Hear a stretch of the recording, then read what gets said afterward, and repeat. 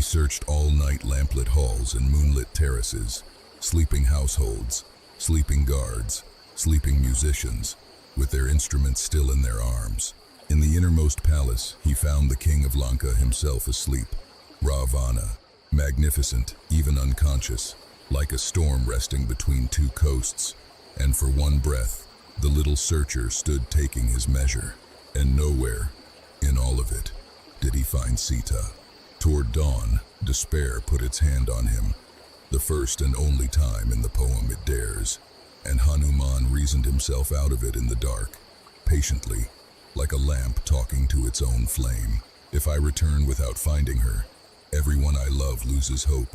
Therefore I do not return until I find her. Grief is only strength that has forgotten its errand. He remembered his, and at first light he found the one place he had not looked, a walled garden behind the palace, a grove of Ashoka trees.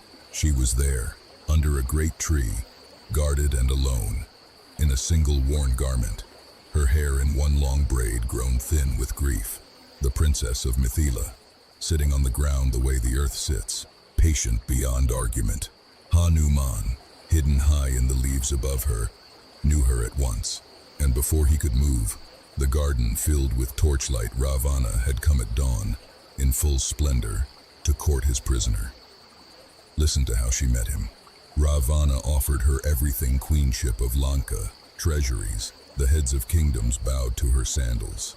Sita picked up a single blade of grass and laid it on the ground between them, and spoke to the grass, meaning, "You are this to me, less than this," a blade of grass between herself and the storm of the age.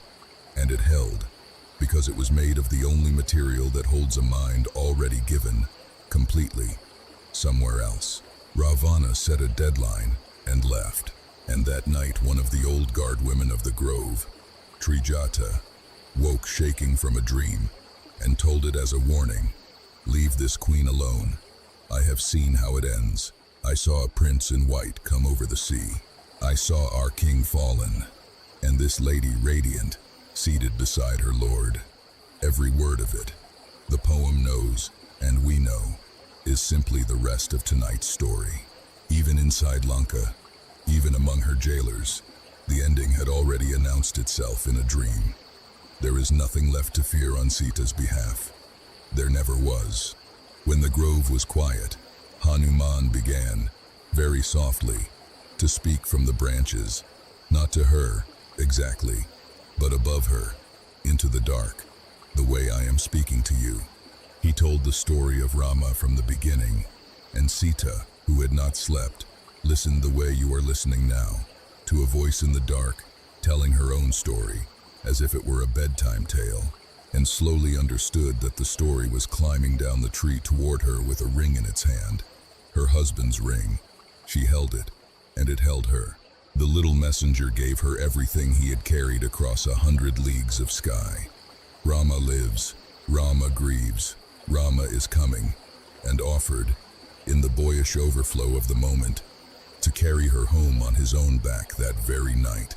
And Sita declined, gently, for reasons the poem let stand. Let it be Rama who comes. Let the debt be paid in full and in the open.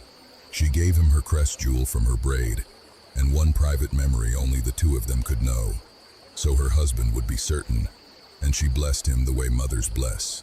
Go swiftly, be believed. What Hanuman did next, I will tell you, the way the sea remembers it, not the way the fire does. He let himself be caught an envoy's trick so that he could stand in Ravana's own court and deliver, to the king's face, a last offer of peace. Return the daughter of Janaka, and live. The court laughed. The king did not, quite. And Lanka set fire to the messenger's tail and learned, before the night was out, what a single burning envoy can carry through a wooden city. He went where he pleased, and the fire went with him, and by midnight, the golden city wore a crown of embers, and the sea put it out where it met the water. The grove where Sita sat, the poem is careful to tell us, the fire never touched. Then he leapt for home. The return crossing the poem gives him is pure joy, the moon on the water, the wind at his back like a father's hand, and on the far shore, a hillside of upturned faces that rose as one when they saw him coming down the sky.